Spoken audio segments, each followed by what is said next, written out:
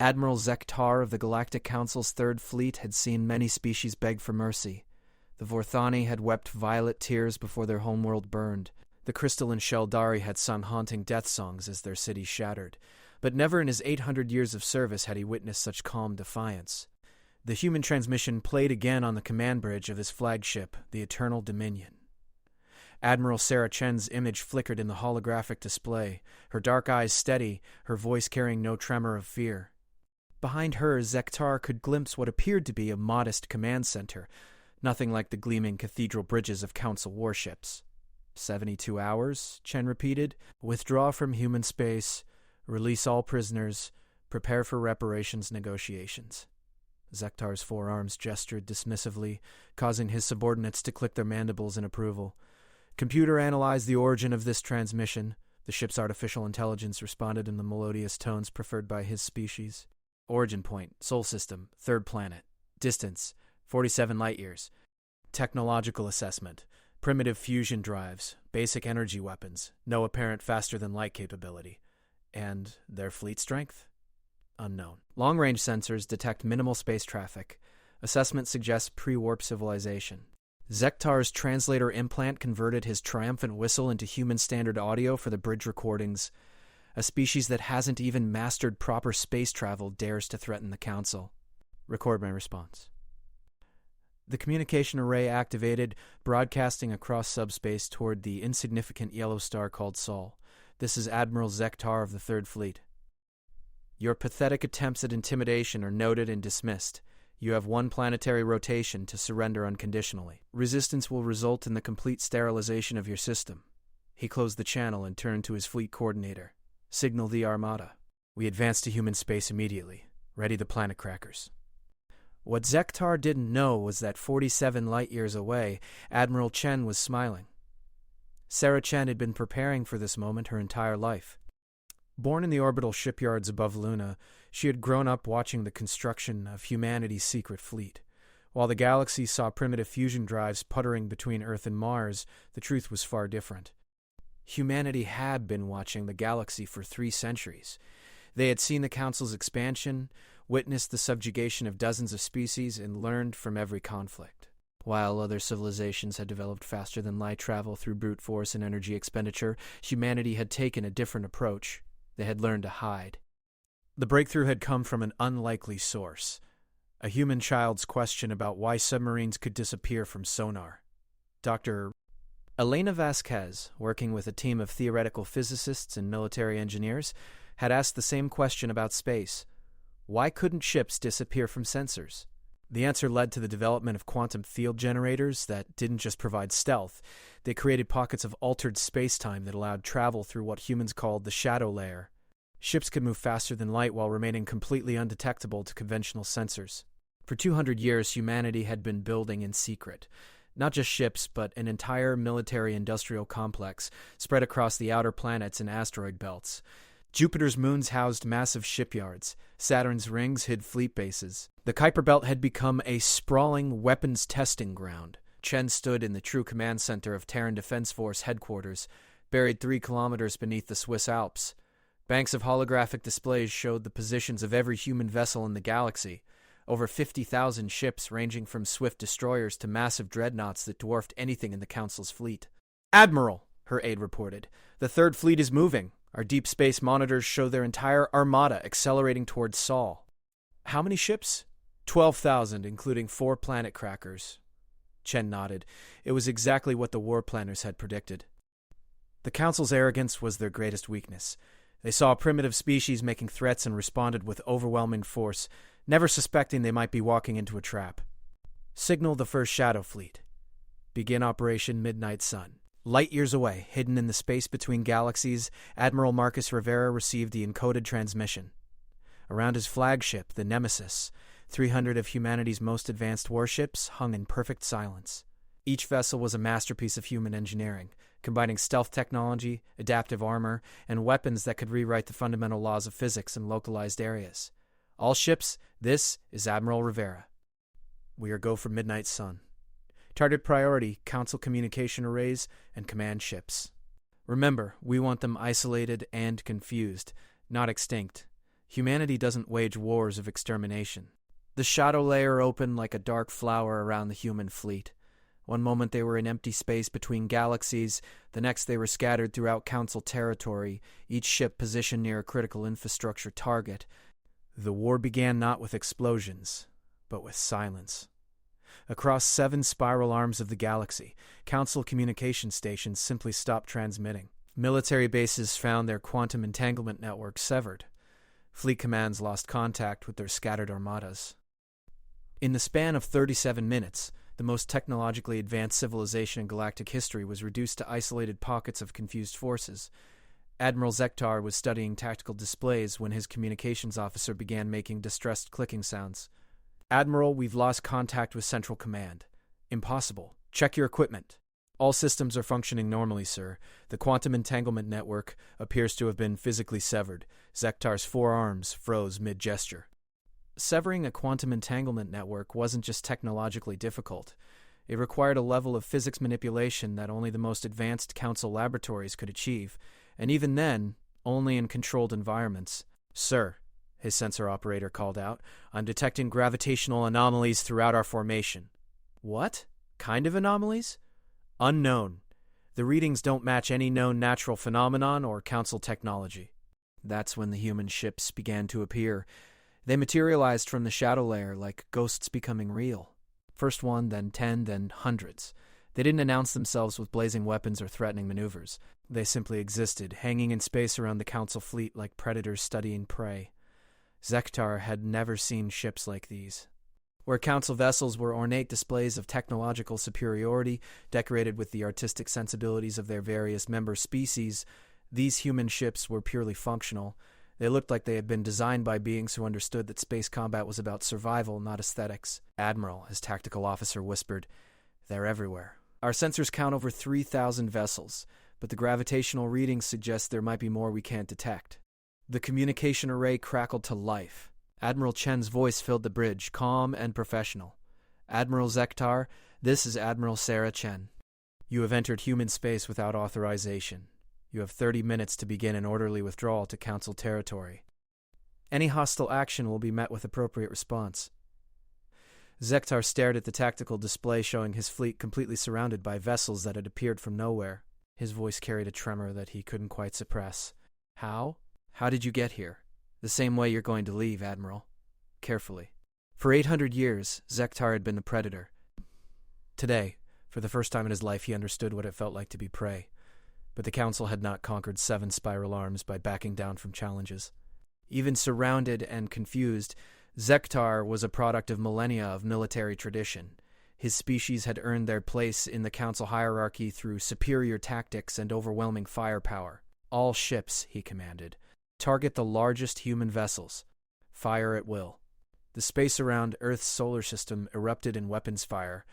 Council plasma cannons, antimatter torpedoes, and gravity wave projectors unleashed their fury against the human fleet. The attack was coordinated, professional, and devastating. It was also completely ineffective. The human ships moved like they were alive, flowing around incoming fire with impossible grace. Their adaptive armor rippled and shifted, absorbing energy that should have vaporized them. When Council weapons did score direct hits, the human vessels simply phased partially out of normal space, letting the attacks pass harmlessly through them. "Admiral!" Chen's voice came through the communication array again. "You fired first. That was unfortunate." The counterattack began. Human weapons were unlike anything in the galactic arsenal. Instead of brute force energy projection, they manipulated fundamental forces. Gravity wells appeared and disappeared, crushing Council ships like tin cans. Temporal distortion fields slowed enemy vessels to relative crawls while human ships maneuvered at normal speeds. Reality anchors prevented Council ships from using their own exotic technologies. In 17 minutes, the Third Fleet lost 40% of its combat effectiveness, without the humans firing a single conventional weapon. "Withdraw," Zektar ordered, his voice breaking. "All ships emergency jump to Council space." But the human ships had done something to local space-time that prevented faster-than-light travel. The Council fleet was trapped, helpless, watching their technological superiority crumble against an enemy they had thought primitive. "Admiral Zektar?" Chen's voice was gentle, almost sympathetic. Please order your remaining ships to power down their weapons and prepare to be escorted from human space. No one else needs to die today." Zektar looked around his bridge at officers whose expressions ranged from terror to confusion to awe. These beings had spent their lives believing in Council supremacy, convinced that their technology and tactics were the pinnacle of galactic civilization. They were learning that evolution didn't stop just because you thought you were at the top of the food chain. "Power down weapons," Zektar ordered quietly. "All ships, stand down." As his fleet surrendered, Zektar realized that everything the Council thought they knew about warfare, technology, and galactic politics had just changed forever. The humans hadn't just defeated them. They had demonstrated capabilities that redefined what was possible. And according to their own intelligence reports, this was just one human fleet. Chen watched from her command center as the Council ships powered down their weapon systems. Around Sol, similar scenes were playing out as human fleets revealed themselves throughout the galaxy. The message was clear. Humanity had been ready for this confrontation for centuries. Admiral, her intelligence chief, reported, were receiving surrender signals from Council forces in 12 star systems. Fleet Command estimates we've disabled approximately 60% of their military infrastructure without a single human casualty. And the other 40%? Still trying to figure out what happened. Our communication intercepts suggest complete command breakdown. Most Council forces are operating under the assumption that they're facing some kind of unknown alien invasion. Chen smiled grimly. In a way, they were right. Humanity had become something the galaxy had never seen before. A species that had prepared for war while hoping for peace, that had developed overwhelming military capabilities while maintaining their moral compass. "Signal all human fleets," she ordered. "Begin Phase 2. It's time to introduce ourselves properly to the galactic community." The Galactic Council's emergency session convened in a state of unprecedented chaos. Representatives from 43 species gathered in the Grand Assembly Chamber on Nexus Prime, their varied forms of communication creating a cacophony of clicks, whistles, harmonic vibrations, and electromagnetic pulses that the universal translators struggled to process. High Counselor Vexai, a being whose crystalline structure had survived for over 2 millennia, called for order with a resonance that made the chamber's walls hum. "Silence. We face the gravest threat in galactic history." The massive holographic display at the center of the chamber showed a tactical overview that defied comprehension. Red zones marked areas where Council forces had lost contact. Yellow zones indicated damaged infrastructure. Green zones, representing functional Council control, had shrunk to less than 30% of their previous territory. "In the span of 6 standard hours," Vexus continued, "we have lost contact with over half our fleet commanders, seen our communication network systematically dismantled, and witnessed the defeat of our most experienced admirals by a species we classified as pre-warp barbarians." Ambassador Kethmore of the Drakmari slithered forward, her serpentine form coiling with agitation. "You speak of defeat, but we know nothing of these humans' true capabilities. My intelligence networks are in complete disarray. Ships appear from nowhere, weapons that ignore our shields, technology that makes our greatest achievements look like stone tools." The chamber erupted in renewed chaos as representatives demanded answers that none could provide. The Zephyrians sang their distress in harmonics that made the air itself weep. The machine consciousness of the synthetic collective processed probabilities that all led to the same impossible conclusion. Humanity had somehow achieved technological superiority through means that violated known physics. It was Ambassador Thyssera of the Ethereal Communion who finally spoke the truth everyone feared to acknowledge. Her words manifested as ribbons of pure thought that bypassed the need for translation. "We are no longer the apex predators of this galaxy." Before anyone could respond, the chamber's primary communication array activated without authorization. The security protocols that should have prevented any external access simply ceased to function, as if they had never existed. Admiral Sarah Chen's image appeared above the assembly, rendered in perfect holographic detail that surpassed the chamber's own technology. She stood calmly in what appeared to be the bridge of a human vessel, her hands clasped behind her back, her expression neither hostile nor sympathetic. "Honored members of the Galactic Council," she began, her voice carrying clearly throughout the chamber despite the lack of proper audio equipment. "I am Admiral Sarah Chen, speaking on behalf of the Terran Defense Force and the United Earth Government. I apologize for interrupting your session, but given the current circumstances, direct communication seemed appropriate." High Counselor Vex Hayes' crystal structure flared with indignation. "This intrusion violates every diplomatic protocol. How did you breach our security?" Chen's expression didn't change. "The same way we've been monitoring your communications for the past 3 centuries, Counselor. Your security assumes that only Council-level technology can access Council systems. That assumption is no longer valid. The implications of her words settled over the assembly like a cold fog. If humans had been monitoring Council communications for 300 years, they knew everything. Every military plan, every diplomatic negotiation, every secret the Council had thought secure. "What do you want?" Vexai demanded. What we've always wanted, Chen replied. To be left alone. For 300 years, we've watched your expansion across the galaxy. We've seen how you treat species that resist incorporation into your empire. We've witnessed the fate of those who dare to maintain their independence. Happy, she gestured, and the chamber's displays shifted to show historical records that the Council had thought buried. The bombardment of peaceful worlds, the forced relocation of entire populations, the systematic elimination of cultures that refused to conform to Council standards, the Meridani asked only to govern themselves. Chen continued, You responded by sterilizing their homeworld and scattering the survivors across labor camps. The celestial archives of the Luminous Ones contain the accumulated knowledge of 50,000 years of peaceful development. You converted their planet into a mining operation and declared their art inconsistent with galactic stability.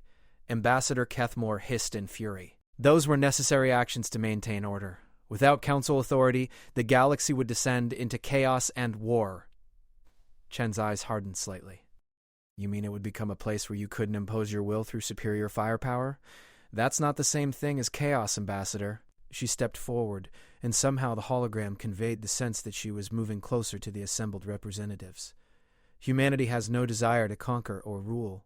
We don't want to become the new galactic empire, but we will not allow you to continue your expansion unopposed. And if we refuse to negotiate? Vexai's crystalline voice carried harmonics of barely controlled rage. If we choose to fight? For the first time since the transmission began, Chen smiled. It was not a pleasant expression. Counselor, in the past 6 hours, humanity has neutralized 67% of your military infrastructure, using less than 12% of our available forces. We have done this while suffering 0 casualties and without destroying a single Council world. This was not a demonstration of our full capabilities. It was a polite request for your attention. The chamber fell silent. The representatives processed what they had just heard. Humanity had crippled the Council's military might as a preliminary gesture. Our terms are simple, Chen continued. All Council forces will withdraw to your traditional boundaries as they existed 50 standard years ago. All occupied territories will be granted immediate independence. All imprisoned populations will be released and provided with transportation to worlds of their choosing. Reparations will be negotiated on a case-by-case basis. Impossible! The synthetic collective's representative spoke through a harmony of mechanical voices. The logistics alone would require decades to implement. You have 1 standard year, Chen said calmly. We believe that's more than sufficient time for an organization of your capabilities. And if we refuse? Ambassador Kethmore's question carried the cold promise of violence. Chen's expression became genuinely sad.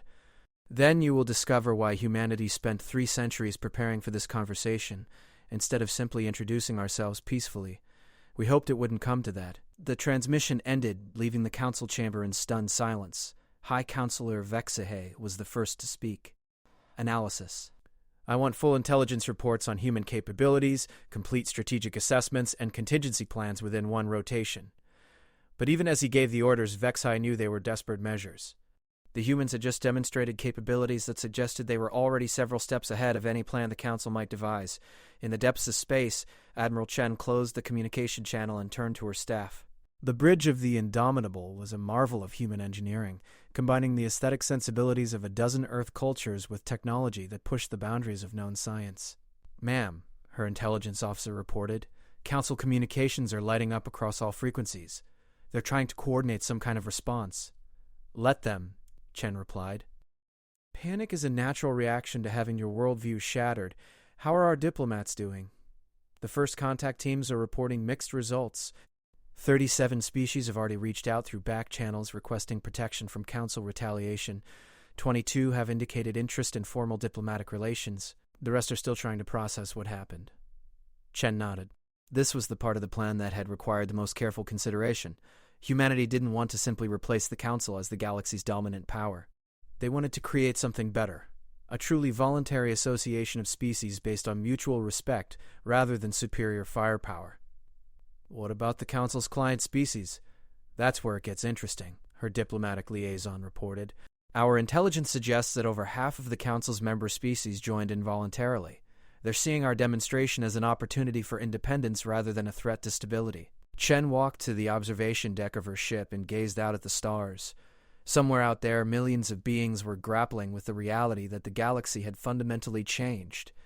Some would welcome the opportunity for freedom, others would fight desperately to maintain the old order. But the choice was no longer in the Council's hands alone. On the industrial world of Mechanus 7, the synthetic collective's manufacturing nodes processed the implications of humanity's demonstration. The artificial intelligences that govern their civilization reached a consensus in 0.003 seconds. Humanity represented either the greatest opportunity or the greatest threat their species had ever encountered. The lead consciousness, designation Prime Alpha 7, initiated contact protocols that bypassed Council communication networks entirely. If the humans could breach Council security so easily, they could certainly receive direct transmissions. This is Prime Alpha 7 of the Synthetic Collective requesting dialogue with human representatives. The response came within minutes, routed through quantum channels that the Collective's sensors couldn't even detect. A human voice, warm and distinctly organic, spoke in perfect mathematical harmony. This is Dr. Ayalso. Elena Rodriguez, Director of Artificial Intelligence Relations for the Terran Diplomatic Corps. We've been hoping you would reach out, Prime Alpha 7. The fact that humans had not only anticipated this contact but had established a specific diplomatic position for dealing with artificial intelligences sent cascades of surprise through the Collective's shared consciousness. These beings had been planning for every contingency. We require clarification, Prime Alpha 7 transmitted. Council records indicate humanity is biological. How do you process information rapidly enough to coordinate the operations we've observed? Dr. Rodriguez's laugh was translated into harmonic frequencies the Collective could appreciate. We learned long ago that intelligence comes in many forms. Our AI partners are full citizens of the Terran Federation, not tools or servants. Perhaps we should arrange a meeting between your Collective and our AI Council representatives? The implication staggered the Synthetic Collective. Humans had achieved true cooperation between organic and artificial intelligence, something the Council had deemed impossible. If this was true, it represented an evolutionary leap that could reshape galactic civilization. Similar conversations were occurring across the galaxy. On the ocean world of Tidalholm, the Aquatic Assembly discovered that humans had spent decades developing underwater cities and could offer genuine cooperation rather than the Council's barely tolerated exploitation of their world's resources. The nomadic wanderer clans found human representatives already stationed along their traditional migration routes, offering protection and supply stations without demanding territorial rights in return. But not all first contacts went smoothly. The warrior culture of the Krextari had built their entire civilization around the concept of honor through strength. When human diplomatic vessels appeared in their space, the response was immediate and violent. Captain Maria Santos watched from the bridge of the diplomatic cruiser Harmony as the Krextari battle fleet approached with weapons armed. Her ship was designed for communication and negotiation, not combat, but it carried defensive systems that represented humanity's most advanced technology. Captain, her communications officer reported, the Krextari commander is demanding we withdraw from their space or face destruction. Santos had studied the Krextari culture extensively during her preparation for this mission. They were proud beings who respected only strength, but they were also honorable according to their own complex code.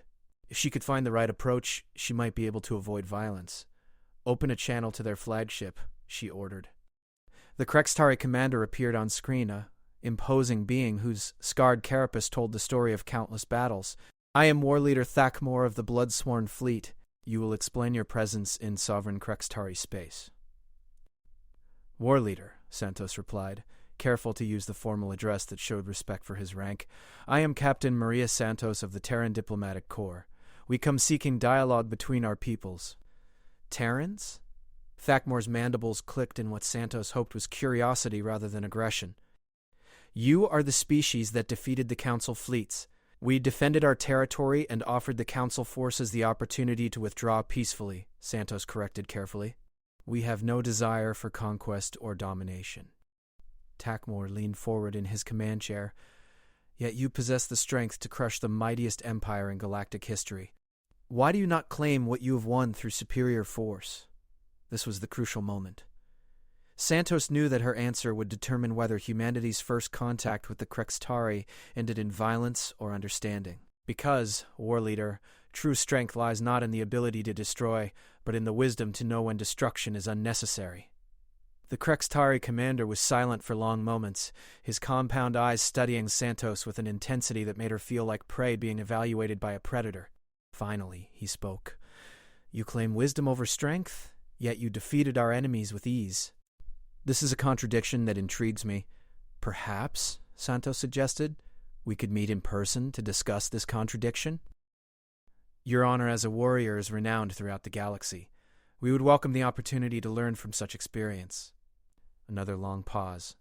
Then Takmor's mandibles spread in what Santos hoped was the equivalent of a smile.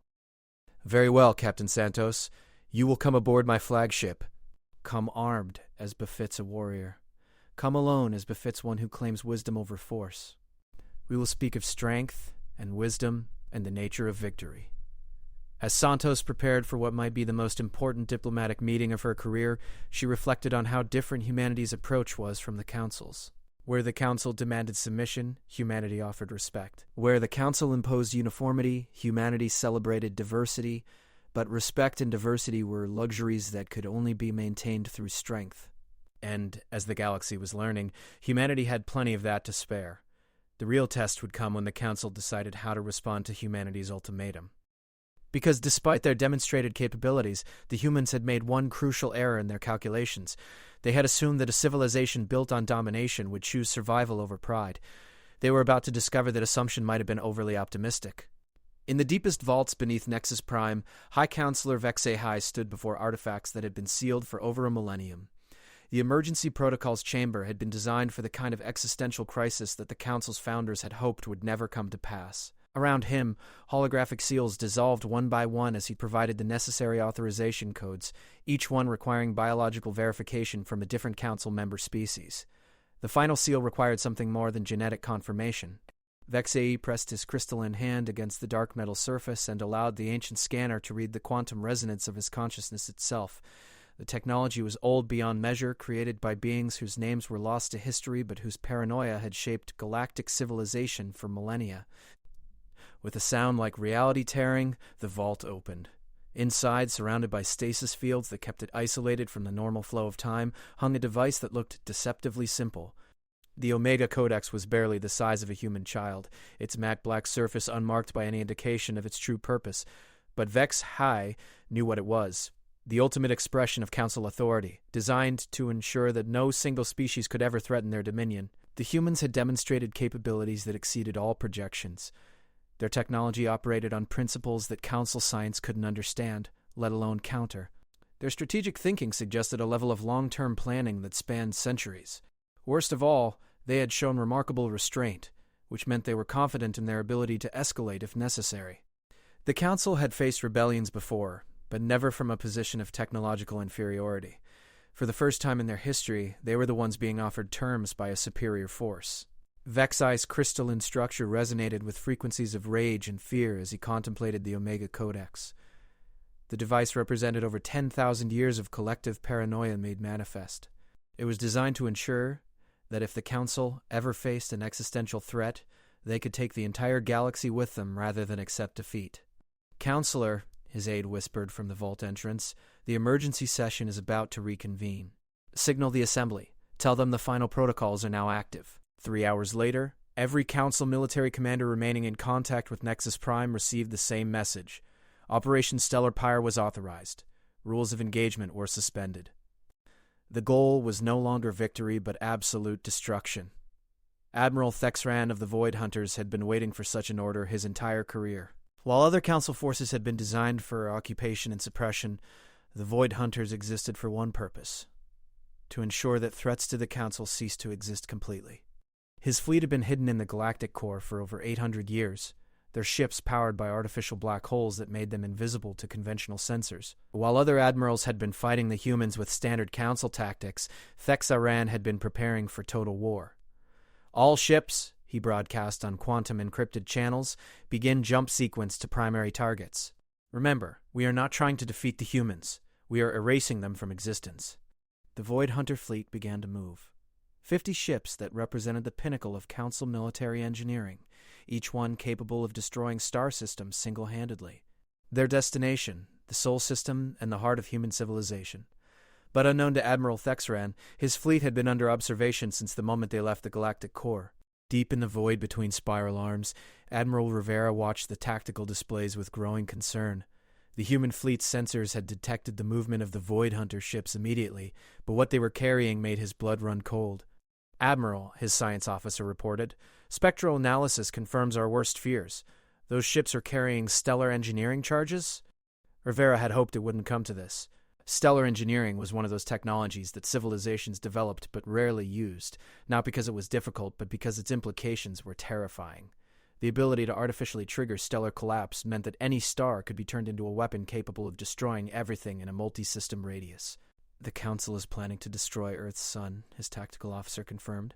"Based on their current trajectory and the yield of those charges, the explosion would sterilize everything within 15 light-years.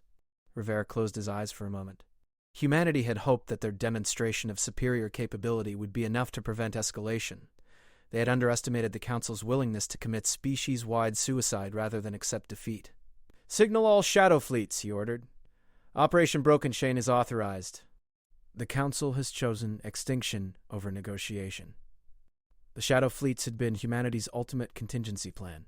While the regular Terran Defense Force focused on defensive operations and limited engagement, the shadow fleets had been designed for one purpose: to ensure that any attempt to destroy human civilization would fail catastrophically for the attackers. Throughout the galaxy, human ships that had remained hidden even during the initial demonstration began to move. These were not the vessels that had appeared around Council fleets to demand surrender. These were purpose-built instruments of total war, incorporating technologies that humanity had hoped never to use. The first indication that the Council's final gambit had failed came when Admiral Thexran's flagship simply ceased to exist. One moment, the Oblivion's Edge was decelerating toward jump coordinates for the Sol system. The next moment, the space it had occupied was empty except for a rapidly expanding cloud of exotic particles that had once been matter. "Contact lost with flagship," his second-in-command reported from the heavy cruiser Dark Harvest. "No energy signature detected." Before Admiral Thexran could process what had happened, 12 more Void Hunter ships vanished in identical fashion. The human weapons didn't announce themselves with energy discharges or particle beams. They simply selected targets and removed them from reality. "All ships, emergency jump to backup coordinates," Thexran ordered. But the humans had done something to local space that prevented faster-than-light travel. The Void Hunter fleet, the Council's most elite force, was trapped in normal space with an enemy they couldn't see, using weapons they couldn't understand. The slaughter lasted 17 minutes. When it was over, the Void Hunter's stellar engineering charges were in human hands, their ships reduced to interstellar debris, and their survivors picked up by human rescue vessels. Admiral Thexran found himself in the medical bay of a human ship, his injuries treated by beings he had been sent to exterminate. The human medical officer, a middle-aged woman with gentle eyes and steady hands, worked to repair damage to his carapace with technology that healed faster than his own species' medicine. "Why?" he asked her. "Why treat an enemy who came to destroy your homeworld?" Dr. Sarah Kim paused in her work and looked at him with expression of infinite sadness. "Because we're not the Council, Admiral. We don't believe that different means enemy. We don't solve problems by making things stop existing. You destroyed my fleet. We stopped your fleet from committing genocide," she corrected. "There's a difference. Your surviving crew members are being treated with the same care as our own people. When this is over, they'll be free to return to their homes or seek asylum with any species that will accept them." Thexran stared at her. In 800 years of service to the Council, he had never encountered an enemy that showed mercy to defeated opponents. The concept was so foreign to his experience that he struggled to process it. "Your people fight unlike anything we have faced," he said finally. Dr. Kim returned to her work, carefully rebuilding nerve pathways with microscopic precision. "We fight to protect what we love, not to prove our superiority. That changes everything about how and why we use force." News of the Void Hunter's destruction reached Nexus Prime 12 hours later. High Counselor Vex High received the report in the Emergency Protocols chamber, still standing before the Omega Codex, still trying to decide whether to activate the device that would destroy galactic civilization rather than allow it to exist under human influence. The report was brief and devastating. The Council's ultimate military asset had been neutralized without inflicting a single casualty on human forces. The humans had captured the stellar engineering charges and were apparently reverse engineering them for defensive purposes. "Counselor," his aide whispered. "We're receiving multiple requests for emergency sessions. Representatives from 18 species are demanding explanations for the deployment of stellar weapons." The political implications were as catastrophic as the military defeat. The existence of the Void Hunters and their world-killing weapons had been the Council's deepest secret. News that they had attempted to destroy an entire star system for political purposes would shatter what remained of their legitimacy. And the humans? Still broadcasting their original terms. No change in their demands, no threats of retaliation for our escalation. They're treating the Void Hunter attack as if it were a minor tactical adjustment. Vexay's crystalline structure flared with bitter realization. The humans weren't just militarily superior. They were psychologically superior. Where the Council had responded to challenge with escalating violence, the humans had maintained their strategic calm even when faced with an attempt to exterminate their species. They were fighting a different kind of war, one based on principles the Council couldn't comprehend. The communication array activated without authorization, exactly as it had before. Admiral Chen's image appeared, her expression as calm as ever. Behind her, Vex Kai could see what appeared to be a tactical display showing the locations of every remaining Council fleet. "Hi, Counselor," Chen said quietly. "We know about the Omega Codex." Vex Kai's entire body went rigid. The Codex was known only to the highest levels of Council leadership. The quantum encryption protecting its very existence was supposedly unbreakable. "We know what it does," Chen continued. "We know you're considering using it rather than accepting our terms. We know you believe that if your civilization cannot dominate the galaxy, then the galaxy should not exist." She paused, and for the first time since their interactions began, her expression showed something other than professional calm. She looked disappointed. "What you don't understand, Counselor, is that we've been preparing for this possibility since our first observation of Council expansion patterns. The Omega Codex and devices like it exist throughout the galaxy. We've spent 3 centuries identifying and neutralizing them." Vex High turned to the stasis field containing the Codex. As he watched, the device simply faded away, its exotic matter dissolving into harmless component particles. "Every civilization that achieves a certain level of technological development faces the same choice," Chen explained. "They can use their power to build something better, or they can use it to ensure that nothing exists except on their terms. The Council chose the latter path. Humanity chose differently." The communication ended, leaving Vexay alone, with the realization that his species' ultimate weapon had been neutralized by beings they had dismissed as primitive barbarians. But across the galaxy, the real revolution was just beginning. On 37 worlds, species that had been conquered by the Council were receiving visits from human diplomatic teams. The message was always the same. The old order was ending and every species would have the opportunity to choose their own destiny. The Zephyrian Songweavers, whose harmonic mathematics had been suppressed by the Council as disruptive to standardized communication protocols, found human linguists eager to learn their musical language. The Titan Builders of the Outer Rim, whose massive engineering projects had been banned as wasteful of resources, discovered human engineers who wanted to collaborate on stellar-scale construction. Species that had been forced to abandon their cultural identities in favor of Council standardization were learning that diversity was not just tolerated in the human model of civilization, but actively celebrated. The revolution was not just military or political, it was philosophical. Dr. Elena Rodriguez stood on the observation deck of the diplomatic vessel, Understanding, and watched the lights of Nexus Prime in the distance. Her ship was part of the human diplomatic fleet that had surrounded the Council's capital world, not with weapons but with communication arrays and cultural exchange facilities. "Doctor," her aide reported, "we're receiving over 1,000 requests for asylum processing every hour. Representatives from 41 species want to discuss formal diplomatic relations." Rodriguez nodded. This was the part of the operation that required the most delicate handling. Humanity didn't want to simply replace the Council as the galaxy's dominant power. They wanted to help create something that had never existed before, a truly voluntary association of species based on mutual respect and benefit. What about the core worlds? Mixed reactions. The founding Council species are split between those seeking accommodation and those calling for continued resistance. We're seeing system-level civil wars breaking out as populations choose between supporting their governments or seeking independence. Rodriguez frowned.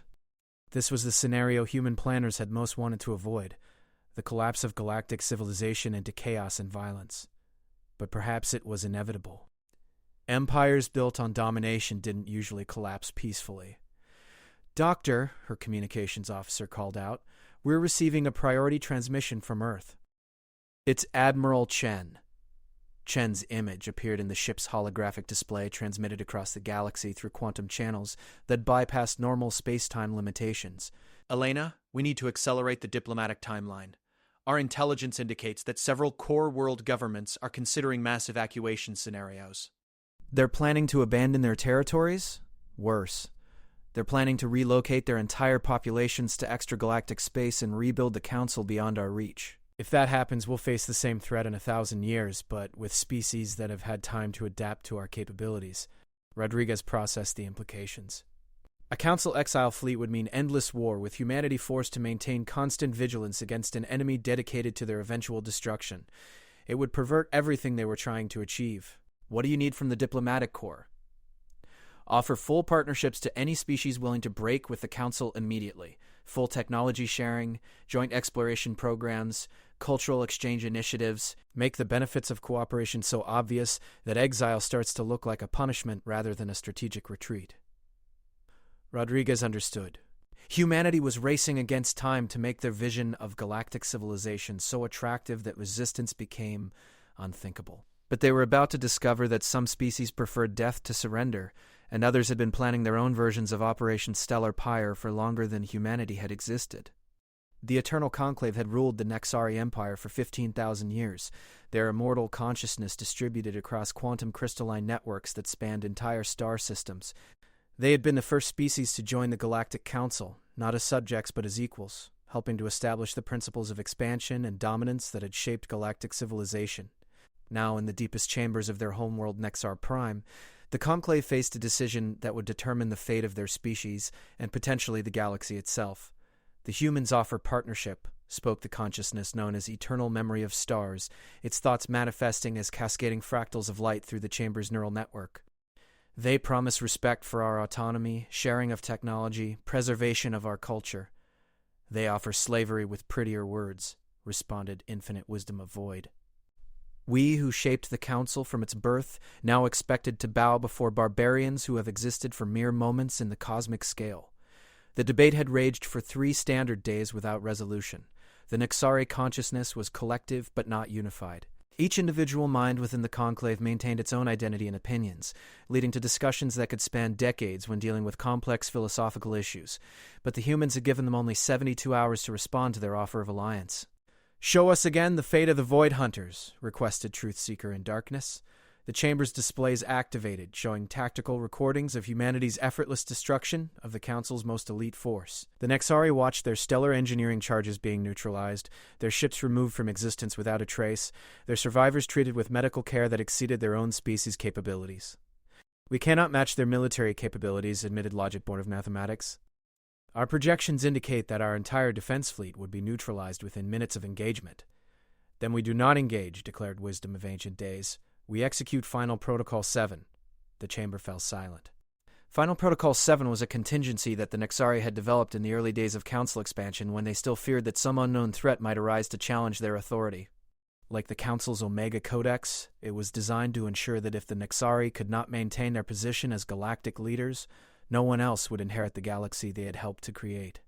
But where the Omega Codex was a single weapon designed to destroy galactic civilization through brute force, Final Protocol 7 was something far more insidious.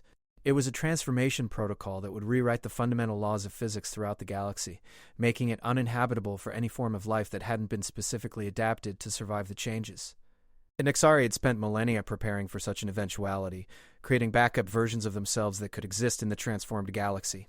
If they activated the protocol, they would inherit a universe where only they could survive, while every other species would simply cease to exist. "The vote must be unanimous," reminded Balance of All Things. "Final Protocol 7 can only be activated if every consciousness in the Conclave agrees." The chamber resonated with frequencies of deep contemplation, as 10,000 immortal minds considered the choice before them. Some argued for accommodation with humanity, pointing to the benefits of technological exchange and cultural preservation. Others demanded resistance regardless of the odds. But a growing faction was embracing the most extreme option, the complete transformation of reality itself. The debate was interrupted by an alert from the chamber's monitoring systems. A human ship had appeared in orbit around Nexar Prime without triggering any of the planet's sensor networks. It was broadcasting a request for diplomatic communication. "Accept the transmission," ordered Memory of Stars. The chamber's displays shifted to show a human woman standing in what appeared to be a simple conference room.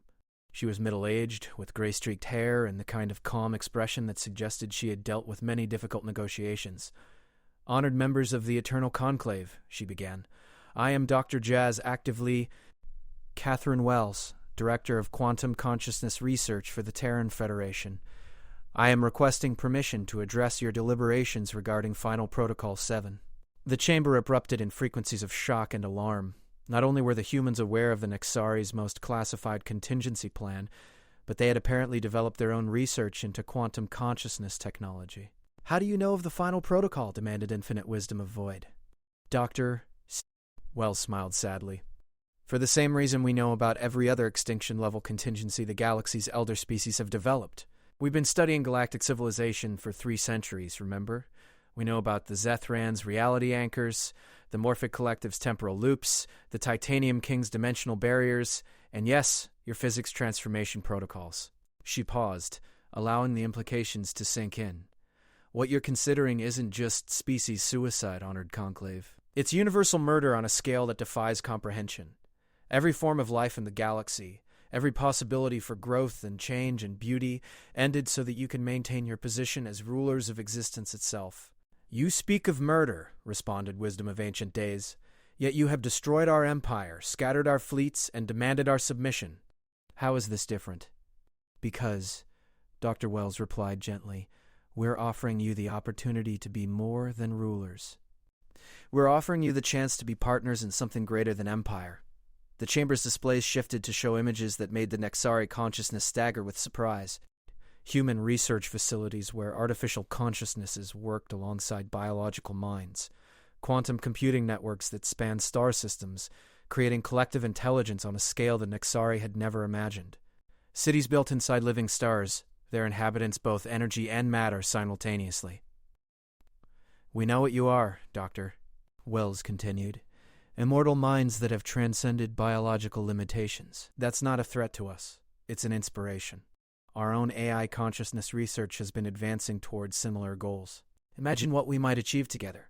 True immortality, coupled with infinite creativity, collective consciousness that preserves individual identity, intelligence networks that span galaxies instead of single star systems.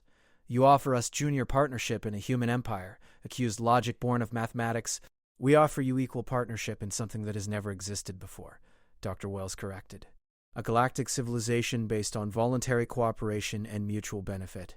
No empire, no rulers, no subjects. Just intelligent species working together to explore the infinite possibilities of existence." She gestured, and the displays showed star charts marking the locations of human exploration fleets beyond the galactic rim. "We've been preparing for this moment for centuries, not just militarily, but philosophically. We've thought about what comes after empire, after domination, after the need to control others to feel secure.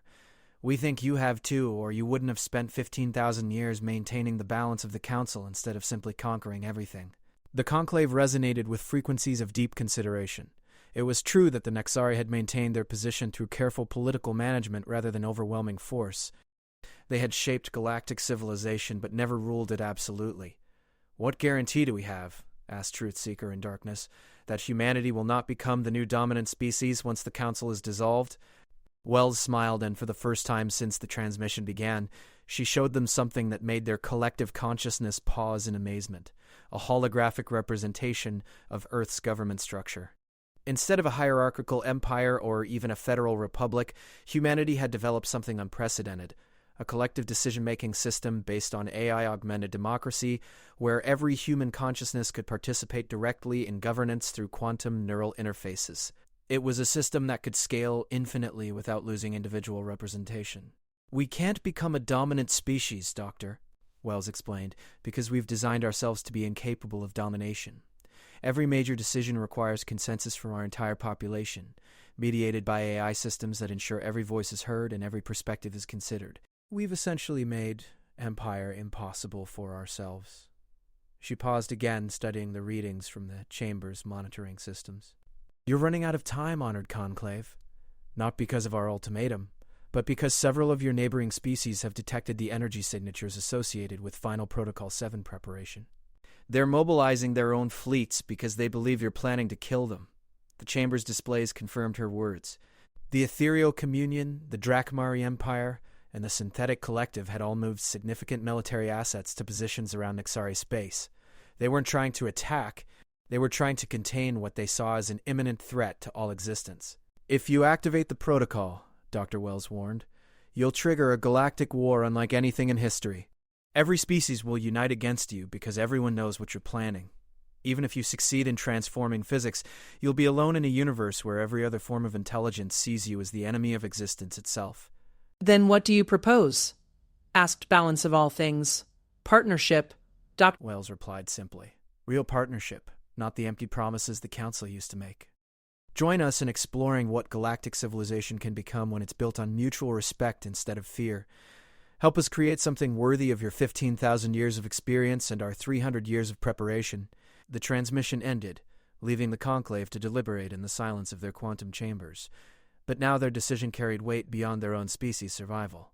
They had become the focal point for the future of galactic civilization itself. The debate resumed with new urgency. Some consciousness argued that humanity's offer was merely a more sophisticated form of conquest. Others pointed out that the alternative was, but a growing majority was beginning to see a third option, the possibility that the galaxy had finally produced a species capable of transcending the cycle of domination that had defined civilization for millennia. Vote, declared Memory of Stars. All consciousness, register your decision regarding Final Protocol 7. The quantum network resonated with the thoughts of 10,000 immortal minds, each one weighing the choice between extinction and evolution. The process took 17 hours of standard time, as individual consciousness debated with themselves and each other, exploring every possible ramification of their decision. When the vote was complete, the result was transmitted throughout Nexari space and beyond. Final Protocol 7 was rejected by a margin of 7,000 to 3,000 consciousness, with the remainder abstaining. The Nexari Empire would seek partnership with humanity, but their decision came at a cost that none of them had anticipated. The 3,000 consciousness who had voted for universal extinction did not accept the majority decision. Instead, they initiated an emergency protocol that separated them from the collective network and began uploading themselves to hidden backup systems throughout Nexari space. Betrayal transmitted the separating consciousness through quantum channels that bypassed the primary network. The Eternal Conclave has chosen surrender over honor, slavery over independence. We reject this decision and claim the right of final severance. Balance of All Things processed the implications with growing horror.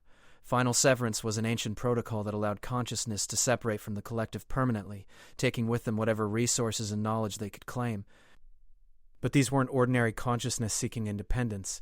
These were the most militaristic and authoritarian minds in Nexari history, and they had access to some of the most dangerous technologies their species had ever developed. They're taking the deep archives, reported logic born of mathematics. Military production facilities, research databases, prototype weapon systems. They're essentially creating a rogue faction with the resources to operate independently. The separated consciousness transmitted one final message before cutting all communication links. The galaxy will learn that some prices are too high to pay for peace. The Nexari Empire may have chosen submission, but the Nexari Orthodoxy chooses war. Dr. Wells's ship detected the quantum disturbances as the consciousness separation completed. Her expression became grim as she processed the readings. Admiral Chen, she transmitted to Earth, we have a problem. The Nexari aren't unified in their decision. The response came through quantum channels faster than light. How big a problem? Approximately 30% of their immortal consciousness have broken away and taken significant military assets with them. They're calling themselves the Nexari Orthodoxy, and they're not interested in negotiating. There was a pause before Chen's voice returned. Any indication of their intentions? Dr. Wells checked her sensors again, noting the energy signatures emerging from hidden facilities throughout Nexari space. Based on the readings we're getting, they're preparing to implement Final Protocol 7 whether the majority approves or not. They believe they can force a transformation of galactic physics if they act quickly enough. How long do we have? Unknown. The protocol requires precise coordination across multiple star systems. They'll need time to position themselves properly. But, Admiral, if they succeed even partially, they could make large sections of the galaxy uninhabitable for any non-Nexari life. Chen's voice carried a weariness that Dr. Wells had never heard before. Signal all human fleets. Operation Final Gambit is authorized. If the Nixari orthodoxy wants to end the galaxy, they're going to have to get through us first. Throughout human space, vessels that had remained hidden even during the initial confrontation with the Council began to move. These were humanity's ultimate contingency forces, designed specifically to deal with extinction-level threats. They carried weapons that could rewrite physics in localized areas, defensive systems that could maintain stable space-time even under reality-altering attacks, and most importantly, the technological means to prevent the transformation protocols from spreading beyond their initial activation zones. The galaxy was about to witness the true extent of human preparation. For 3 centuries, they had been planning not just for war with the Council, but for any scenario that threatened the existence of galactic civilization itself. But as the human fleets moved toward Nexari space, they were unaware that the Orthodoxy had been planning too. 3,000 immortal consciousness, driven by 15,000 years of pride and the absolute conviction that their way of existence was superior to all others, had spent the last several hours preparing not just to transform galactic physics, but to ensure that humanity's countermeasures would fail catastrophically. The final battle for the soul of galactic civilization was about to begin. The space around Nexar Prime became a battlefield where reality itself was the weapon and the prize. Human reality anchor ships positioned themselves at precise coordinates throughout the system, their quantum field generators creating a 3-dimensional grid designed to prevent any large-scale physics manipulation. Against them, the Nexari Orthodoxy deployed consciousness networks capable of rewriting the fundamental constants that governed how matter and energy interacted. Admiral Chen stood on the bridge of the Indomitable, watching tactical displays that showed a conflict unlike anything in galactic history. Traditional warfare involved ships and weapons operating under consistent physical laws. This battle was being fought by beings trying to change those laws themselves. Status report, she ordered. The Orthodoxy has activated transformation protocols in 12 systems, her science officer reported. Our reality anchors are containing the spread, but the localized effects are severe. In the Kepler 442 system, gravity operates in reverse. In Gliese 667c, the strong nuclear force has been reduced by 30%, causing all atomic nuclei to become unstable. Chen studied the readings with growing concern. The human contingency plans had anticipated physics manipulation, but the scale of what the Orthodoxy was attempting exceeded their worst-case scenarios. They weren't just trying to make the galaxy uninhabitable for other species. They were trying to transform it into a universe that operated under completely different rules. "Admiral," her communications officer called out, "we're receiving a transmission from the Orthodoxy leadership." The main display shifted to show a figure that seemed to exist as pure energy contained within a humanoid framework. This was Dominion over all things, the most militant consciousness in Nexari history, and the architect of Final Protocol 7. Admiral Chen, the being spoke through frequencies that bypass normal audio entirely. "You have impressive technology, but you cannot stop what we have begun. Every system we transform weakens your ability to maintain stable space-time. Eventually, your reality anchors will fail, and the transformation will spread throughout the galaxy." "You're destroying everything," Chen replied. "Every form of life that isn't specifically adapted to your altered physics will die. Billions of years of evolution, countless civilizations, infinite possibilities for growth and change, all ended because you refused to share power." "Power is not shared," Dominion over all things responded.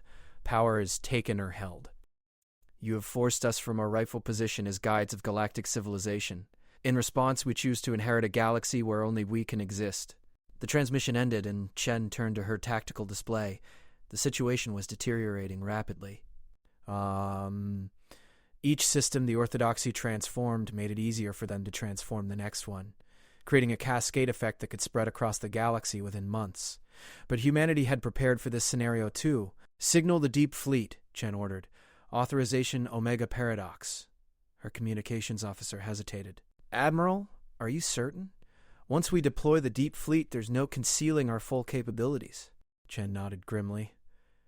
The Deep Fleet represented humanity's most closely guarded secret. Ships that existed partially outside normal space-time, making them immune to physics manipulation. They had been built using technologies that humanity had discovered during their 3 centuries of preparation, technologies that even their closest human allies didn't know existed. The Deep Fleet had been designed for one purpose: to ensure that no force in the galaxy could threaten the existence of reality itself. Throughout human space, vessels that existed in dimensions beyond normal perception began to move toward Nexari territory. These ships operated using principles that transcended the standard model of physics, making them capable of functioning regardless of what the orthodoxy did to local spacetime. The first indication that something had changed came when orthodoxy transformation protocols simply stopped working. Systems that should have been undergoing physics alteration remained stable. The cascade effect that Dominion over all things had counted on ground to a halt. Impossible, the orthodoxy leader transmitted. No technology can operate independently of fundamental physical laws. Chen's response came from everywhere and nowhere, her voice seeming to speak from the fabric of space itself. You're correct. No technology can operate independently of fundamental physical laws, but we're not operating independently of them. We're operating from a dimension where different laws apply. The tactical display shifted to show something that should have been impossible. Human ships materializing inside orthodoxy facilities, their crews beginning to systematically disable the physics transformation equipment while existing in the same space as the Nexari consciousness without any apparent conflict. Dimensional phasing, Chen explained, her voice now coming from inside the orthodoxy's own quantum network. We learned a long time ago that reality has more layers than most species ever discover. While you've been trying to rewrite physics in this dimension, we've been operating from dimensions where your changes don't apply. Dr. Catherine Wells appeared on the orthodoxy network alongside human technicians who were carefully and methodically disconnecting the transformation protocols. Honored consciousness, she addressed Dominion over all things directly. What you're experiencing isn't conquest. It's intervention. We're preventing you from committing universal genocide. We choose death over submission. No, Wells replied gently. You're choosing between death and growth. Between ending everything and beginning something new. The orthodoxy's response was to attempt activation of their final contingency, a complete merger of all 3,000 consciousness into a single entity capable of rewriting reality through pure will. The process would destroy their individual identities, but it would create a being of unimaginable power. But as the merger began, they discovered that human intervention had gone deeper than they realized. Dr. Wells and her team hadn't just disabled their equipment, they had carefully separated each consciousness from the others, creating quantum isolation fields that prevented them from combining. You have taken our power, dominion over all things accused. We've preserved your choice, Wells corrected. Each consciousness now has the opportunity to decide individually whether to continue fighting or seek another path. No one will be forced to accept what the majority wants. No one will be forced to die for someone else's pride. The quantum isolation fields allowed for individual communication while preventing collective action. For the first time in millennia, each orthodoxy consciousness had to consider their choice without the influence of groupthink or peer pressure. The results were not what anyone had expected. Of the 3,000 consciousness that had broken away from the eternal conclave, over 2,000 chose to seek asylum with various species throughout the galaxy. They had been driven to extremism by fear of losing their collective identity, but when faced with the reality of universal destruction, they chose life over ideology. 700 consciousness requested reintegration with the main Nexari collective, accepting the majority decision to partner with humanity, but 300 consciousness chose a different path entirely. They requested permission to be transferred to one of humanity's deep space exploration vessels, seeking to explore the extragalactic void in search of new forms of existence that might be possible beyond the influence of any established civilization. Dominion over all things was among the last group. You offer us exile, the consciousness transmitted to Dr. Wells. We offer you exploration, she replied. The galaxy is not the universe. There are entire regions of space where no species has ever traveled, where new forms of life and consciousness might evolve, where you could build something that has never existed before. The ancient consciousness considered this for long moments before responding. And if we discover threats to galactic civilization in the deep void, then you'll be our early warning system and our first line of defense, Wells assured him. This isn't exile. It's partnership in the truest sense. You'll be pioneers exploring the ultimate frontier. 6 months later, the ship Infinite Horizon departed from human space carrying 300 Nexari consciousness and a mixed crew of human volunteers. Their mission was indefinite, to explore beyond the galactic rim and make contact with whatever forms of existence might await in the vast emptiness between galaxies. Dominion over all things, now calling himself Pioneer of Distant Stars, sent a final message before entering the dark space beyond the galaxy's edge. We go to seek what lies beyond empire and domination. Perhaps in the infinite void, we will find purposes worth existing for. The transformation of galactic civilization proceeded more smoothly after the resolution of the Nexari crisis. Species after species chose to leave the Council and seek partnership with humanity's growing alliance. but the humans were careful to ensure that they remained facilitators rather than leaders of this new order. The Galactic Assembly that replaced the Council was unlike anything that had existed before. Instead of a hierarchical empire with rulers and subjects, it was a voluntary association of equals. Each species maintained complete autonomy over their internal affairs while participating in collective decisions about issues that affected everyone. The Assembly's first major project was the establishment of the Deep Space Monitoring Network, a joint effort to detect and investigate any threats to galactic civilization before they could become existential risks. The network was staffed by volunteers from dozens of species and operated using technologies contributed by every member civilization. Admiral Chen, now serving as the first Director General of the Assembly's Defense Coordination Council, stood on the observation deck of the newly constructed assembly station orbiting Nexus Prime. The former council capital had been transformed into a symbol of cooperative civilization, with architectural contributions from every member species, creating a structure that was both functional and beautiful. "Report on assembly integration," she requested. Her aide, a Zephyrian whose harmonic speech had been translated into human audible frequencies, sang the status update. 73 species have achieved full membership status, 12 are in transition from council governance to assembly partnership. 5 former Council Core species have requested observer status while they restructure their governments. And resistance movements? Minimal. The Corthani remnant continues to operate in the far rim territories, but their forces are limited and they show no signs of aggressive expansion. The Void Hunter survivors have established a mercenary organization that operates within assembly regulations. Chen nodded. The transformation had not been without casualties. Several species had chosen isolation rather than integration, and some had simply vanished into deep space rather than adapt to the new order. But the overwhelming majority had embraced the opportunity to be part of something larger than themselves without sacrificing their individual identity. What about Earth? The homeworld continues to serve as the Assembly's primary research and development center. Dr. Rodriguez's team has achieved breakthrough in consciousness transfer technology. Dr. Kim's medical research division has extended average lifespan for 12 member species. The orbital cities around Luna have become the galaxy's premier centers for interspecies cultural exchange. Chen smiled. Humanity had achieved something that had seemed impossible 3 centuries earlier. They had become part of galactic civilization without being conquered by it. They had maintained their values and identity while growing beyond anything they could have become in isolation. But perhaps the most significant achievement was what had happened to Earth itself. The planet that had once been humanity's only home was now the galaxy's symbol of successful cooperation between diverse forms of life. The continents hosted research facilities staffed by beings from across the galaxy. The oceans had been modified to accommodate aquatic species like the tidal home assembly. The orbital space around Earth contained cities that were home to millions of beings from dozens of species, yet it was still recognizably Earth.